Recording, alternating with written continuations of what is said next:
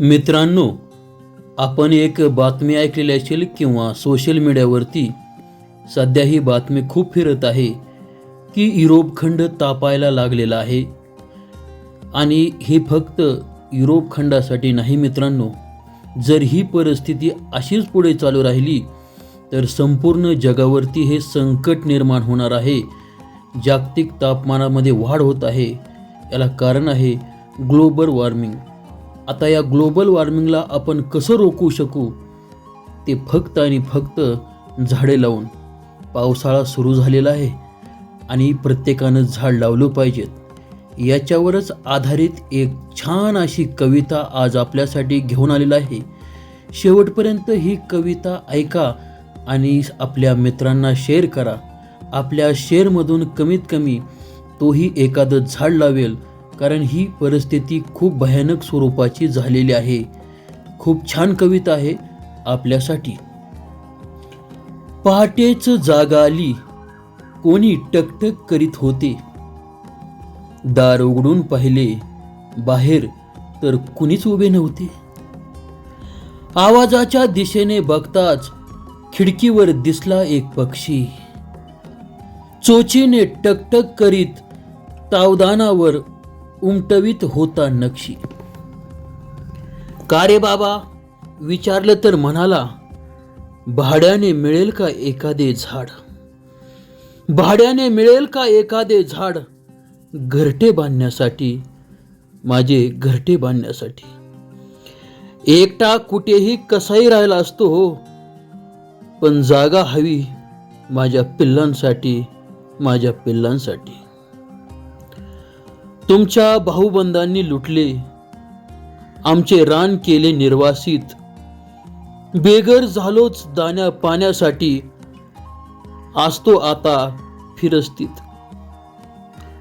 वर पुण्य म्हणून ठेवतात गच्चीत, थोडे दाणे आणि पाणी.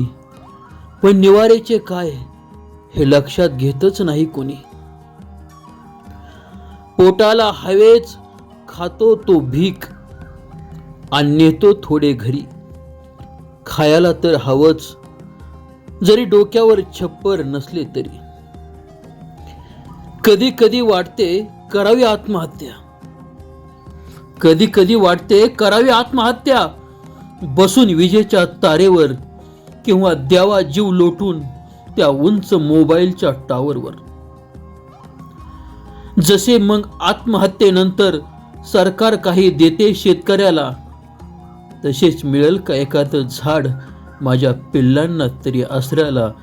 तसेच मिळेल का एखादे झाड माझ्या पिल्लांसाठी आसऱ्याला. ऐकून मी चक्रावलो. खरंच एवढा विचार मी नव्हता केला. जंगल तोडीत त्यांच्या घरांचा विचार कुठेच नाही झाला. मी हात जोडून म्हटले, माझ्या वतीने मी तुझी माफी मागतो, पण आत्महत्या करू नको, खरंच मनापासून सांगतो. तोपर्यंत कुंडीतल्या रोपावर बांध वनरूम किचन खोपा.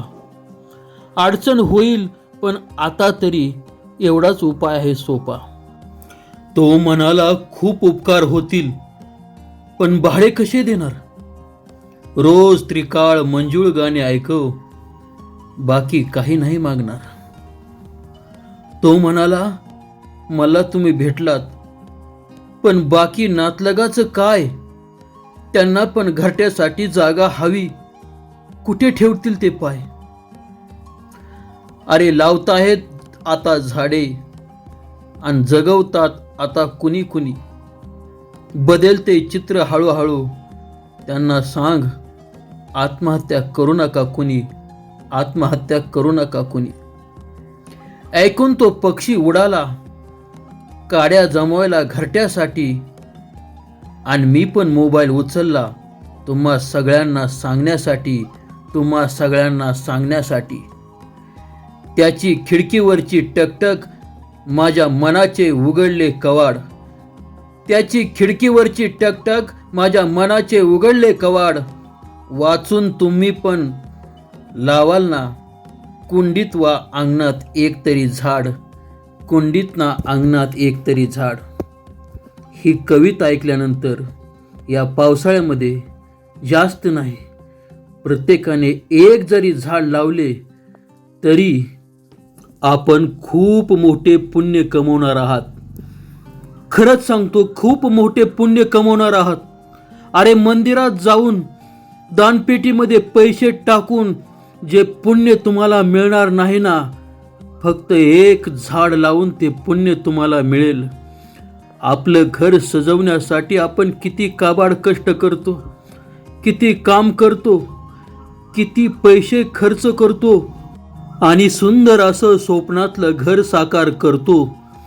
अरे आपण आपल्यासाठी, आपल्या लेकरांच्या निवाऱ्यासाठी आपण घर बांधतो ना, थोडा विचार माणुसकीच्या दृष्टिकोनातून, या निसर्गाच्या दृष्टिकोनातून करा आणि या आपल्या सभोवताली वावरणाऱ्या, सदैव चिवचिवाट करणाऱ्या या पाखरांच्या लेकरांसाठी, पाखरांच्या पिल्लांसाठी एक झाड लावा हो.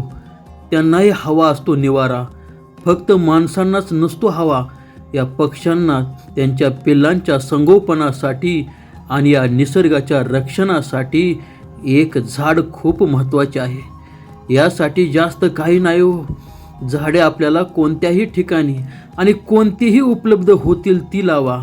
कडुनिंबाचे झाड कोणत्याही ठिकाणी सापडेल, पिंपळाचे झाड लावा आणि आपल्या ही वसुंधरा सुंदरित करण्याचा प्रयत्न करा. तर मग विचार कसला करताय? व्हिडिओ संपत आलाय आणि व्हिडिओ संपला की उठा, एक झाड घ्या. जास्त काही नाही करायचं. पावसाळ्यात तुम्हाला पाणी सुद्धा द्यायची गरज नाही, फक्त खड्डा खांदायचा आणि सुरक्षित ठिकाणी एक आणि फक्त एक झाड लावायचे आणि आयुष्यामध्ये खूप मोठं पुण्य आपल्याला कमवायचं आहे. लक्षात घ्या. अरे स्वतःसाठी तर आपण दररोज जगतोय रे. अरे स्वतःसाठी तर आपण दररोज जगतोय रे. एक दिवस नवे फक्त एक तास या पक्ष्यांसाठी आणि पक्ष्यांच्या पिल्लांसाठी जगायला शिका.